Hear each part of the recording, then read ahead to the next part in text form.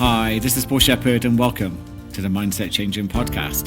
This is a Manifesting for Success podcast episode.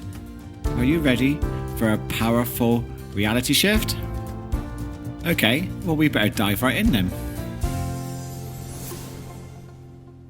How are you, mindsetters? Have you listened to my latest podcast, the one before this, about is your average life making you anxious? Ooh, I think that's going to ruffle a few feathers. If you haven't listened to it, I really do recommend it because I think this is the perfect follow-up. So how are you? I hope you had a wonderful holiday and you're ready to make 2022 your most successful year yet. In this episode, I'm going to share with you a very simple but powerful technique you can use to begin to transform your life. Before we start, if you've not checked me out on TikTok, YouTube, and Instagram, you can find me under the Mindset Coach UK. There you get to see exclusive content to help you grow your mindset even further. It's a great way to connect with me. You can leave reviews, you can ask questions, and also tell me what you want me to cover. Now, I'm absolutely fascinated by the science and psychology of manifesting. Not so much in the esoteric sense, which is interesting enough, I have to admit, but more about how our minds can actually make manifesting happen in the here and now. Now, if you're wondering what on earth I'm talking about when it comes to manifesting and what it even means, well, let me put it simply for you. Manifesting is the art of using your thoughts, beliefs, mindset, and behaviors to create your reality. As a mindset coach, it's quite an integral part of how I coach people to realize that their thoughts, mindset beliefs, behaviors will form how someone experiences reality. Let me make this very clear. You are not seeing reality as it really is. We are all seeing the filtered versions, which evolution, our culture, and any influential people have conditioned into us from the day we were born. Without hoping to cause an existential crisis, how real is anything? Our eyes only can see visible light. We are actually blind to over 99% of the world because we can only see 0.00035% of the entire electromagnetic spectrum. Quite bizarre to think that our brain takes in light that we see and then creates our reality from working memory instead of real-time information. We don't even hear or smell most of what's going on around us either. And probably a good thing. But we really are experiencing reality very differently to other species on the planet and very differently to each other. Now we have a part of the brain called the RAS, which is known as a reticular activating system, and it filters reality based on our conditioning, based on our culture, evolution, and we see reality through that filter. So it's like we all have our own personal TV channel. And that explains why we all see reality so differently. Even if we don't agree with someone's viewpoint on things, how they see something or how they remember it doesn't mean to say that they're actually wrong. We're all experiencing things very differently. Now, we are magnetically drawn to people and situations to reinforce our belief systems. This is known as confirmation bias.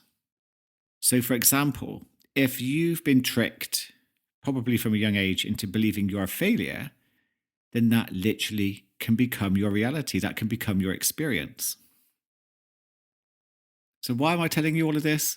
Well, we can tap into subconsciously how your filters work. To change your filters, you just need to be open to questioning your own beliefs, and you can use powerful questions to change your experience of reality. And this is what I'd like you to explore doing this evening. So tonight, you're going to change your filters of reality by using the power of your subconscious mind, and you're going to get it working overnight for you. And by the way, this is something that a lot of successful people know about and do on a regular basis. Now, I'm going to do a podcast on evening routines. My evening routine will be an example.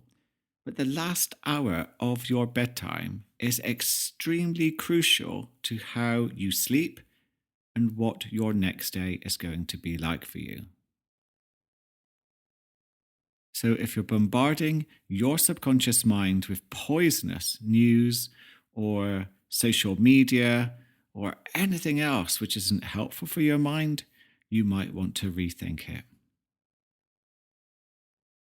I tend to meditate and journal before bed, and I'll explain more about that again in an up and coming podcast. But tonight, as your brain begins to move to a suggestible theta level, we're normally in beta, which is where we're more active in consciousness. As we become sleepy, the brain moves to a theta level where we're more suggestible. I'd like you to think of three things that you have been successful at recently. Now, it could be something really small, like you managed to even get up today, make the bed, you learned something new, you listened to this amazing podcast, or you beat a level on a computer game. Doesn't matter what it is. And what I want you to do is ask yourself this question: why am I so successful? Why am I so successful?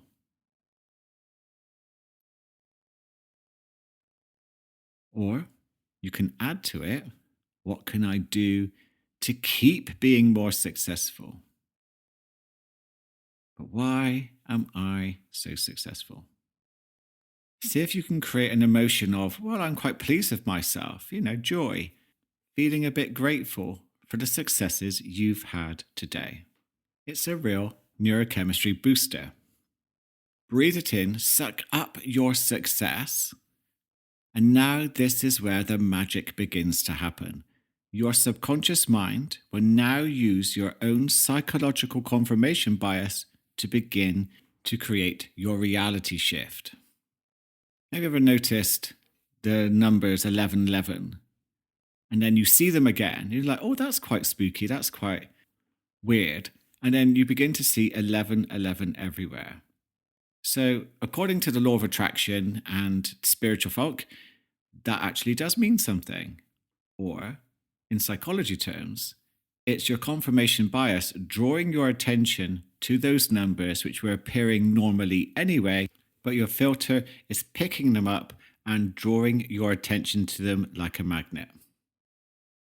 Now, imagine that happening for success, beginning to see opportunities, potential, bumping into people, having conversations, being drawn to information, courses that give you the opportunity to boost your success. That's how powerful your mind is. And by the way, you don't have to just ask, why am I so successful? You could say, why am I so wealthy? Why am I so healthy? I did this recently with, why am I so creative? And I've been bombarded with new stuff in reality to help boost my creativity output. I can't keep up. It really is bizarre how the mind begins to draw your attention to these things when it was not noticing it before. I've made it important, so therefore it's being brought to my attention. Now, I think the best time to do this is at night, but of course you can do this at any time in the day. I like to write it down, and then what's interesting is I begin to get ideas of what I can do to answer that question. Now, to upgrade this even further, start noticing and noting any successes you have, big or small. Cheer yourself on. Be really happy and grateful for noticing them, and this will draw your attention to even more success. Cheer yourself on. Make it important. Do a little dance and a wiggle when you get a success. Whatever you do, that will increase the effectiveness of this technique. And whatever you do, take advantage of the opportunities that come your way, or all of this is for nothing. I remember years ago, I was talking about a similar technique to a client, and they wanted more money. And on the way home, they found £20. They never see money on the floor. Just out of the corner of their eye, they noticed and recognized that expensive £20 note. So what did they do? They left it there. Why? There was a fear response. There was a fear response which said, but what if this is a trick? What if someone's going to say, oi, you're picking up someone else's £20 note, and shaming them? So what they did, they just walked on and left it there, angrily talking to themselves along the way on why they should have picked it up. It was a really good lesson to learn. And I believe that after that, they really did pay attention to their fear and not let it stop them when they were presented with an opportunity like that. So tonight, are you going to ask yourself, why am I so successful?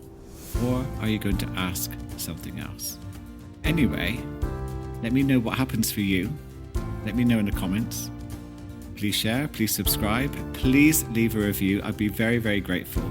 And I'll look forward to connecting with you in the next episode.